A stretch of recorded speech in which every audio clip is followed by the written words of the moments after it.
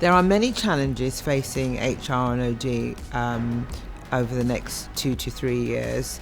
And I don't think it matters which sector you're in. But for local government, in particular, I think the challenges are pretty significant. And the reason why, I think, is because we've sort of got that situation where you've got the quiet storm. Now, technically, the storm is here. You've got a change in government, which may mean a change in policy. It's definitely going to mean a change in how we're funded. We're already experiencing, I think, across the public sector, in particular local government, a structural deficit in our funding arrangements, which will require change. And we're going to have to live through that change. I do think we're seeing an increasing demand for our services. It's pretty significant, we know, particularly in our services within adults and children's social care. But we see it in housing, we see it in a lot of our infrastructure type services that demand is increasing, and we have ever reducing finances and funds to support that demand. So we're going to have to think very, very differently about how we do things, how we manage services, how we stem demand, how we get more into early prevention, so that we can, really stem that demand and ensure that we are able to use our resources where we really, really need them. We're also in what people consider to be the fourth industrial revolution in terms of technology. And the public sector needs to be in that same space at the same time. We need to be there in that space. And I think slightly we're a little bit behind. I know that there's lots of us who are doing some great thing in that space, but that is going to be the future, and we need to keep up the pace with that future going forward.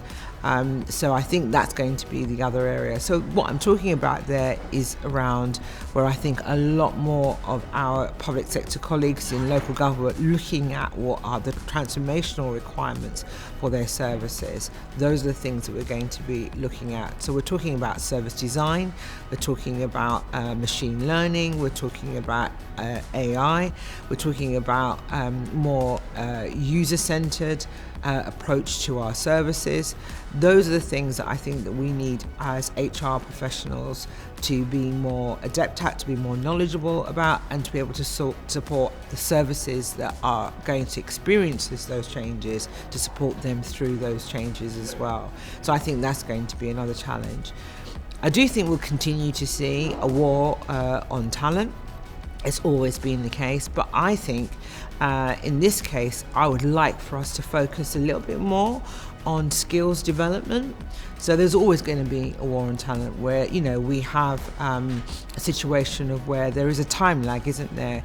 We need more social workers, we need more teachers, we need more professions in terms of planners, we need more financial and HR professions. There's always going to be a time lag. So that's the reason why I think for the next 2 to 3 years we should be focusing on skills development. Where are our entry to work programs? Are they robust? Where are our talent development? Where are our talent pipelines? Those are the things that we need to be focused on. And where is our focus on skills? And that's what I think that we should be focused on. And I definitely think that the public sector can do a lot to help support the new government, no matter which government that is, in trying to build that skills development for our future public sector services. So that's, I think, is another challenge. And let's not forget, we're living in a very turbulent world. And we're in a situation now, aren't we, where there's turbulence, there is war, there is dispute globally.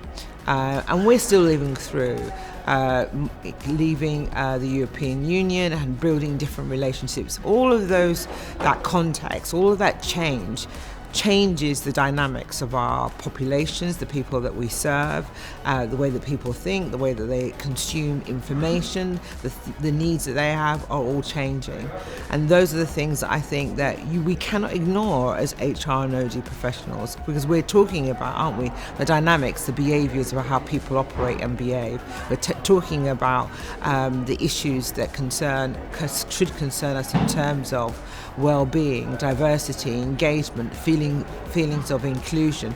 Those are the things, those are our business, and whilst they're happening outside the workplace, they reflect what's going on inside the workplace. So we need to be cognizant of those challenges as well. PPMA can help with those challenges because you're not alone. You're not alone in working through those challenges. You don't have to be alone working through those challenges. And in fact, you'd be pretty foolish if you started to think that you could find the solutions to those challenges by yourself. How PPMA can help is because as soon as you have membership, you have the opportunity and the scope to connect with so many people going through the same issues. You can learn from them. They can help you provide solutions that are already there. We have contacts with many sponsors who are doing work in the same way. We have, lots of resources and tools, and we have lots of subgroups that you can join so that you can get in-depth information. You can share what you're doing, you can receive information, you can rely on people to come back to you. PPMA is a wide network, and not only in our own sector, as I said, we are very closely associated with Health PPMA and other public sector services, and this is the time, isn't it, for us to reach out. If you are experiencing any of those issues, to reach out to the wider network, to your colleagues in the public sector, form alliances, gain the information that you need, give something back to those alliances as well, and make that task a little bit easier.